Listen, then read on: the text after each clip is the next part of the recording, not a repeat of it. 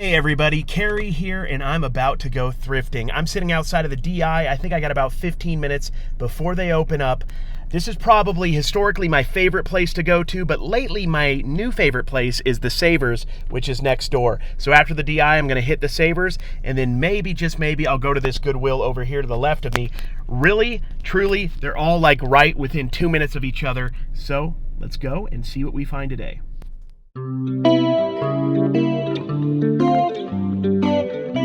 American Arbitrage. The start of the day means there's always a line to get in. I don't usually stand out and wait. I just wait for people to go in. Then I pick a lucky cart and let's see what we find today.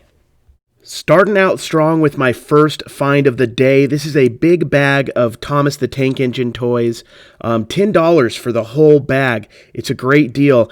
I'm going to be able to sell some separately and some in a lot. That's the good thing you do when you get these toy bags, is you sell some of the good ones individually and the rest you sell in a lot. I should make 30, 40, maybe even a lot more on that bag. Onto the kitchenware section. I don't always find stuff in this section, but I like to look. But this is brand new, John Deere themed ketchup and mustard container right there. Pretty interesting. And the best part is the price. Only $1. I really can't go wrong. I could put that in my shop. I can put that on Facebook Marketplace. I can even put it on eBay and make a few dollars profit, so I couldn't pass up. I bought a lot of these throughout the years, these Perplexus, round mazes. They're really neat. The main reason I bought this is it's only $1. I should be able to make, at least $7, $8 plus shipping, maybe a little bit more. So I decided to get it. $5, just too much on that Batmobile, unfortunately, or Bat Tumbler, I think it's called. I did decide to get these magic tracks. For $3, there's a lot of them. Offhand, I wasn't sure how much I would get on these, but I think I should be able to get maybe 12, 15, maybe even a little bit more plus shipping on those. For $3, the price was right. There was a lot of tracks, some cars, so I got it. Looking to see if there's any other neat stuff, and it looks like, well, what's that? That's an Imagine Next, I believe. I decided to pass. The electronics section at this DI has been pretty good overall, but the last week or two, I just haven't found much of anything. There's still a lot of different types of electronics, cookingware, and different kinds of receivers and stuff I need to learn, but I'm working on it. I didn't find anything of note today. There was a couple decent pieces, but the prices weren't right. Just checking on what that was, but I decided to move on to the next section. For some reason, I always kind of check out these collectible bells. For the most part, they just have no real resale value. But there's a lot of people who collect stuff like that, the bells, the spoons. If you can get them in a lot and they're cheap enough, you may be able to sell them in a lot. Or, you could sell them individually, but you're going to have to get them fairly inexpensively to make a profit. That is it for the DI. I am going to head on over to Savers. Same deal at Savers. I want to find the best card I can. It's just a funny little thing that I think of every time I walk into the thrift store, just picking a lucky cart. I found something pretty straight away. I was going to walk into maybe the toy section first, but out of the corner of my eye, I saw this Indianapolis Colts wooden statue of a football made by Treasure Craft, which is like from 1999. It was $2.99 too. The price was really low. I bought it. It's not worth a ton, but I should be able to get maybe $10 to $15 plus shipping. Every time I pass by the jersey section at this Savers, or kind of like the sportswear section, it's kind of a bummer because I never find any good jerseys at good prices. But the hat section is nice typically. That's a nice Seattle Seahawks hat, a little on the pricey side at $4.49. I decided to pass ultimately because it's a fitted hat. This is a kind of hat I would pick up at a yard sale fitted if it was $1, maybe $2. But at $4.49, I decided to pass. But I did get this.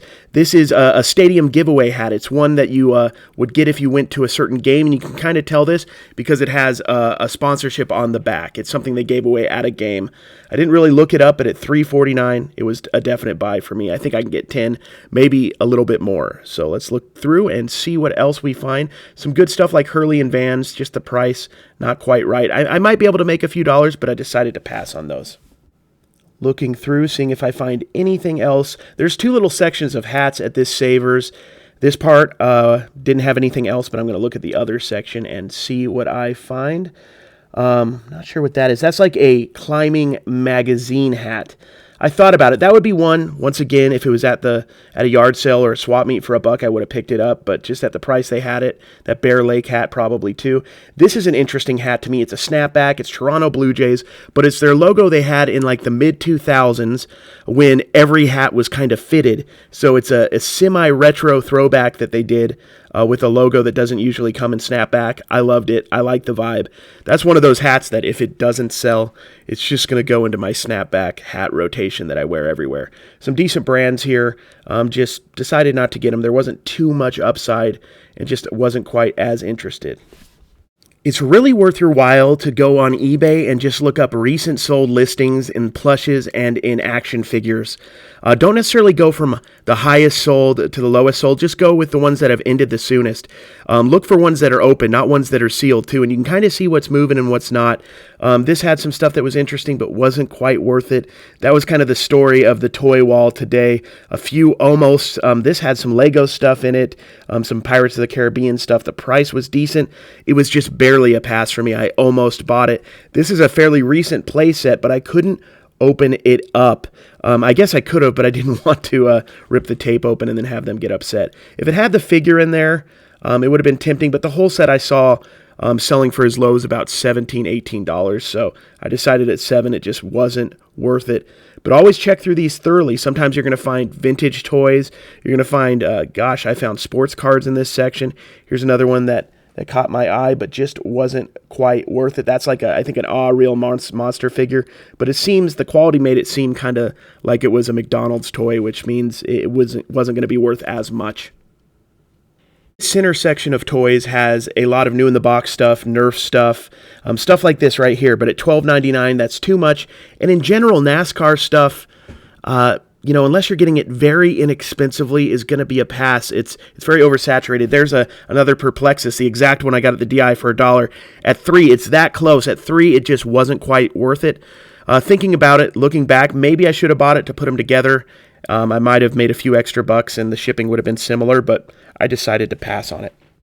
Now on to the electronics section. I'm just looking for pieces that will sell for a decent amount of money here because I don't like doing electronics too much. The problem with savers in general, and it's not a huge problem, but it's just with a lot of thrift stores outside the DI, is the prices are a lot more. $25. I wasn't even going to bother looking it up at that price. Scott is a decent brand that's fairly vintage.